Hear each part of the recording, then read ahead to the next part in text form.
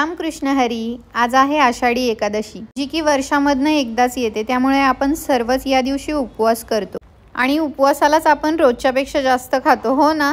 पण खरं तर आपल्याही पोटाला एक दिवस आराम मिळावा म्हणून उपवास केला जातो आणि आपण त्याच दिवशी वेगवेगळे पदार्थ बनवून खात असतो. असो, मीही आज जे काही बनवलंय ते तुमच्याशी शेअर करते. उपवासाचे पदार्थ म्हटल्यावर शेंगदाण्याचा कूट तर हवाच ना. मग त्यासाठी मी इथे 2 कप शेंगदाणे चांगले मीडियम गॅसवर भाजून घेतले. शेंगदाणे चांगले भाजल्यानंतर एका प्लेटमध्ये काढून चांगले थंड करून मी याची साल काढून घेतेय. इथे शेंगदाणे मीडियम गॅसवर चांगले भाजले ना की ते इझिली पील ऑफ होतात. तर इथे सगळे शेंगदाणे मी क्लीन करून घेतलेत. आता एका ग्राइंडर जारमध्ये हे सगळे शेंगदाणे ट्रान्सफर करून आपल्याला याचा कूट करून घ्यायचा आहे आणि मिक्सर पल्स मोड वरती चालवून आपल्याला हे ग्राइंड करायचं आहे. त्यामुळे ना शेंगदाण्याचा कूट जास्त बारीकही नाही होत आणि जास्त मोठाही नाही राहत. तर मी हा शेंगदाण्याचा कूट एका प्लेटमध्ये काढून घेतेय आणि आता याच ग्राइंडर जारमध्ये मी इथे 10 ते 12 हिरव्या मिरच्या घेतल्या आहेत, ज्या की मी ग्राइंड करून तुम्ही हवं तर कट करूनही घालू शकता.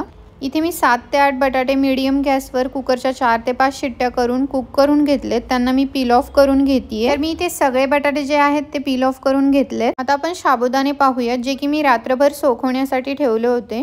तर इथे साबुदाणे छान भिजलेले आहेत, एकदम मोकळे सॉफ्ट आणि चिकट अजिबात नाही झालेले. तर सगळ्यात आधी मी साबुदाणा खिचडी बनवतेय. त्यासाठी गॅसवर एक कढईमध्ये 2 टेबलस्पून एवढं तूप घेऊन आपण जी मिरची ग्राइंड करून घेतलीये ती टाकलीये 1 टीस्पून. तुमच्या चॉईस प्रमाणे तुम्ही मिरचीची क्वांटिटी कमी जास्त करू शकता. मिरची थोडीशी फ्राय झाली की आपण जो साबुदाणा भिजवलाय तो यामध्ये ऍड करायचा आहे. मी इथे 2 कप एवढा सोक साबुदाणा ऍड केलाय. तर सगळा साबुदाणा जो आहे तो मिरचीमध्ये छान मिक्स करून घ्यायचा आहे आधी. आणि ना शेंगदाण्याचा कूट कधीही लगेच ऍड करत नका जाऊ. मी इथे टेस्टच्या अकॉर्डिंग सॉल्ट ऍड केलंय. आधी आपल्याला साबुदाणा छान ट्रान्सपरंट होईपर्यंत फ्राय करून घ्यायचा आहे. त्यासाठी मी इथे स्टीम देतेय 2 मिनिटांसाठी. 2 मिनिटांनंतर तुम्ही पाहू शकता साबुदाणा बऱ्यापैकी चांगला ट्रान्सपरंट झालेला आहे. आता यामध्ये आपण जो शेंगदाण्याचा कूट बनवून ठेवलाय तो ऍड करूयात. शेंगदाण्याचा कूट साबुदाणा थोडासा फ्राय करून मग ऍड केला ना की खिचडी अजिबात चिकट नाही होत. तुम्ही म्हणाल यात काय नवीन आहे? हो, यात काही नवीन नाहीये, पण मी बनवलं होतं म्हणून तुमच्याशी शेअर केलं. आता मी यामध्ये थोडासा उकडलेला बटाटा मिरची आणि मीठ टाकून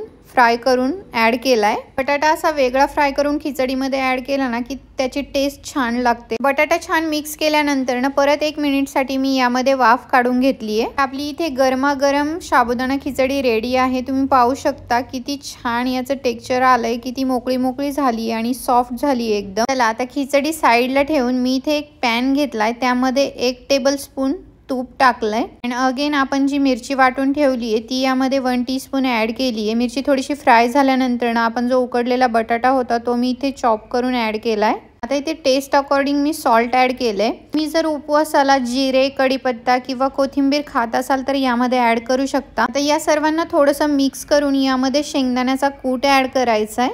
तुमच्या आवडीप्रमाणे तुम्ही शेंगदाण्याचा कूट कमी जास्त यूज करू शकता. आता याला छान मिक्स करायचे आणि स्मॅश करत मिक्स करायचे. तुम्ही जेव्हा बटाटा असा छान स्मॅश कराल ना त्याची टेस्ट खूप छान लागते. इथे आपला गरमागरम उपवासाचा बटाटा रेडी झालाय. तुम्ही पाहू शकता किती छान दिसतोय हा. तर चला नेक्स्ट मी बनवतीये साबुदाणा वडा. तर त्यासाठी एका प्लेटमध्ये मीडियम साईजचे 2 उकडलेले बटाटे मी किसून घेतेय. आता मी यामध्ये 1 कप एवढा सोक साबुदाणा ऍड करतेय.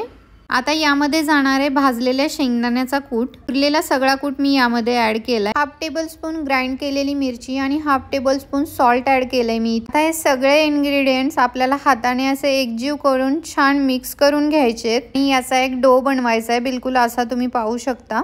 इथे मी हा डो एका वाटीमध्ये काढून घेतेय. वडे बनवण्याआधी मी इथे तेल गरम होण्यासाठी ठेवलंय. तेल गरम होतंय तोपर्यंत आपण साबुदाणा वडे बनवून घेऊया. तर त्यासाठी मी दोन्ही हातांना आधी ऑइल ग्रीस करून घेतलंय. तसं तर सगळ्यांना माहितीच आहे वडे कसे बनतात, बट तरीही डो मधला एक छोटासा पोर्शन घेऊन त्याला राऊंड करायचंय छान आणि असा टिक्कीचा शेप द्यायचा आहे. वड्याची साईज ना जास्त जाडही नाही ठेवायची आणि जास्त पातळही नाही करायचा.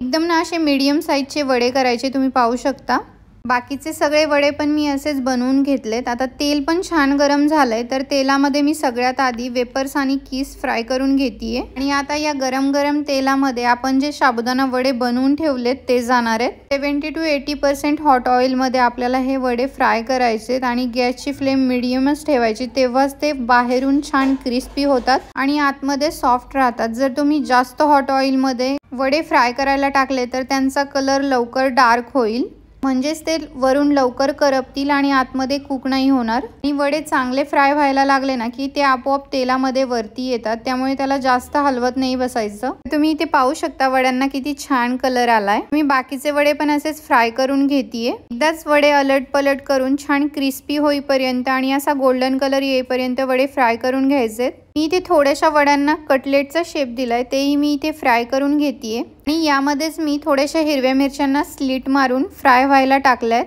तर इथे या कटलेट सोबत मी हिरवी मिरची फ्राय करून एका प्लेटमध्ये काढून घेतली आणि इथे कटलेटही रेडी झालेत, किती छान दिसतायत तुम्ही पाहू शकता। नेक्स्ट मी बनवतेय शेंगदाण्याचं बेसन। त्यासाठी मी इथे अर्धा कप एवढे भाजलेले शेंगदाणे घेतले, 2 हिरवी मिरची घेतली आणि थोडंसं पाणी टाकून याला ग्राइंड करून घेतलंय। आता गॅसवर एक पातेलं ठेवून त्यामध्ये 2 टेबलस्पून एवढं ऑइल ऍड करून आपण जे मिक्सचर ग्राइंड करून घेतले ते डायरेक्टली यामध्ये ऍड करायचे आणि थोडंसं याला फ्राय करून मला जशी थिक और थिन कन्सिस्टन्सी हवी आहे तेवढं यामध्ये पाणी ऍड करायचे आणि टेस्ट अकॉर्डिंग सॉल्ट ऍड करून त्याला 4 ते 5 मिनिटांसाठी मीडियम गॅसवर कुक करून घ्यायचे। तर इथे आपलं बेसनही रेडी झालंय।